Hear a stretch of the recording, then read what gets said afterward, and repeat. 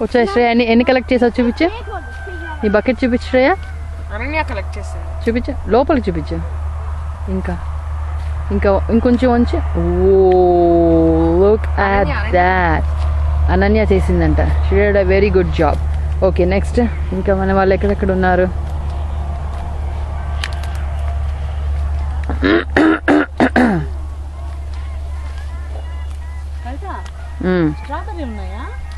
కానీ పికింగ్ లేదు. లేదా ఎక్కడ కోసేసారేమో ఆల్రెడీ, అందులో పంట లేదేమో. అందరికీ నమస్కారం. దూరదర్శన్ తెలుగు మీకు అందరికీ స్వాగతం. ఈరోజు పొలం పనుల కార్యక్రమంలో రాస్బెర్రీ సాగు, రాస్బెర్రీ పంట, దాని వివరిస్తున్న వారు మంజుశ్రీ ఓగిరాల. రాస్బెర్రీ పంటకి తీసుకోవాల్సిన జాగ్రత్తలు. రాస్బెర్రీ పంట దాని విత్తనం నాటి నుంచే చాలా జాగ్రత్తలు పాటించాలి. విత్తనం వేల్టికి మనం చూసుకుని ఎర్రగా ఉన్నవి మంచి అణువైనవి చూసుకుని సాగుబడిని బట్టి మనం సీడ్స్ విత్తనాలు విరజల్లాలి.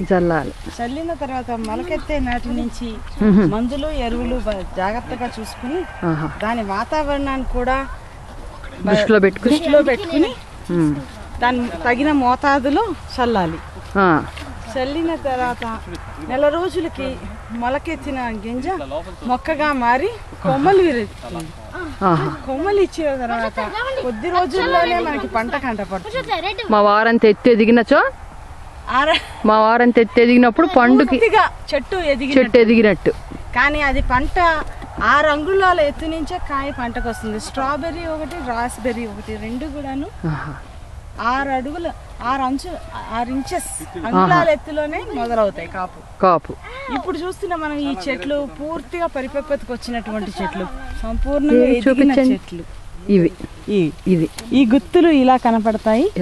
మనకి లేత రంగులోను, మామూలు ముదురు గులాబీ రంగులోను, పండినవి ఎర్రటి పొగడపు రంగులోను కనపడతాయి.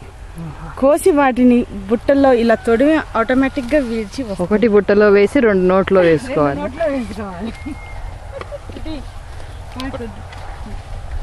చాలా ధన్యవాదాలు మంజుశ్రీ ఓగిరాల్ గారు, బాగా వివరించారు. ఇంకా ఉంది. ఓకే, వేసిన తర్వాత ఈ విధంగా మనం బకెట్ లో జాగ్రత్తగా పొగడాల్లాగా కలెక్ట్ చేసుకుంటే వీటిని మనం రాస్బెర్రీ పికింగ్ అని నామకరణం చేస్తాము. సంతోషం. ధన్యవాదాలు మంజుశ్రీ ఓగిరాల్ గారు. మాకు చాలా చక్కగా మా ప్రేక్షకులందరికీ మీరు రాస్బెర్రీ పికింగ్ వివరించారు. ఇప్పుడు నందిరాజ్ మల్లికార్జునరావు గారు మనకి పొలం పనుల కార్యక్రమంలో వివరిస్తారు. మల్లికార్జునరావు గారు కోసినవన్నీ బకెట్లకు రావట్లేదు, అన్ని నోట్లోకి. మల్లికార్జునరావు గారిని మాత్రం వచ్చినప్పుడు బెరువు వేసి మళ్ళీ హ్యాపీగా చదువుతున్నప్పుడు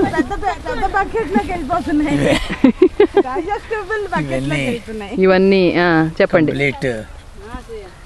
కోసేది 10%, తినేది 9%, బకెట్ కేసుకునేది 1%. ఇంకా మేము ఇంటికి వెళ్ళి తినే పని లేదు, అది ఫ్రెష్. ఇప్పుడు మనం పొలం పనులు.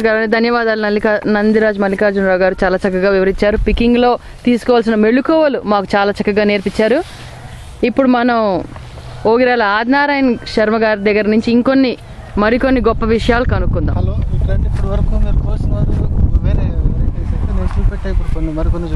అలాగే.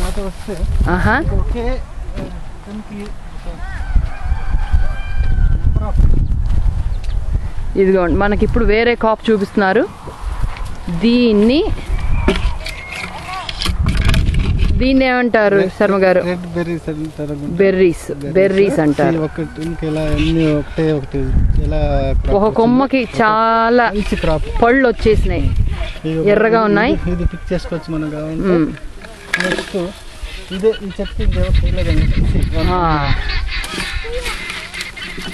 చూడండి ఎన్ని పండ్లు ఉన్నాయి ఒక చెట్టుకి. చాలా బాగుంది. వ్యవసాయదారులు ఈ పొలం కనుక పెట్టుకుంటే వాళ్ళకి రాబడి బాగుంటుంది అంటారు. ఉంటుంది. ఆహా. నెక్స్ట్ చెరీస్ అంటారు అనుకోండి. ఇదే దీన్ని మళ్ళీ మనం ఫిక్స్ చేసి ఐస్ క్రీమ్స్ లో నెక్స్ట్ వేరే అవును. స్వీట్ ఐటమ్స్ చేతిలో ఉంటుంది. నెక్స్ట్ ఇంకా మంచి ఫ్లవర్ ఒకటి చూసాను నేను. ఈ కలర్ ఒకటి బాగుంది. మరి ఇది తెలియట్లేదు. వీటిలో మనకు మంచి రంగుల పూలు కూడా పెట్టారు. చాలా బాగుంది. నెక్స్ట్ ఇది ఒకటి ఇదిగోండి ఇక్కడ ఒకటి. నెక్స్ట్ దీన్ని డాండీ లైన్ అంటారు. వేరే లైన్కి వెళ్దాం. ధన్యవాదాలు శర్మ గారు. అనన్య ఇదిగో చెర్రీస్ అనన్య